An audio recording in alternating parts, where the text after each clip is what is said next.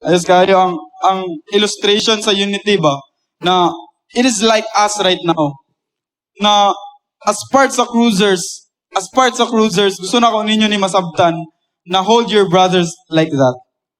Na sa diyang mapalong siya, ayaw siya buhi. Sa diyang mabackslide siya, ayaw siya, diyara kami go, backslide mong ka, wala man ka. But guniti siya na I love you, a brotherly love. And that is unity.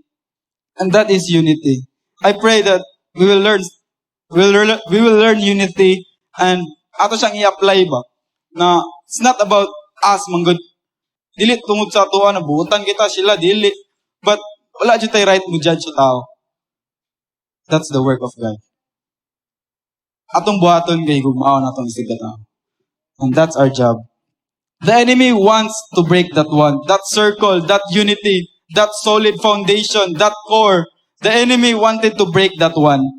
Kana iyang pinakapulos. The enemy comes to steal, to kill, and to destroy. But Jesus comes to make them one again. Kana bitong tungod sa gugma ni Jesus, kato na unity, kato na core kay it will be one again. Nahimo silang one ba? Walay BI. That is unity and that is what Paul is saying as he encouraged the believers in Philippi, be united as one. Ayaw buhi ko ang isa mo buhi. Tabangi siya. That is also us right now, Jude, na gusto ta, as cruisers, magtinabangay gani, na, guys, we do this, we fellowship, not because of this stage, but because of God.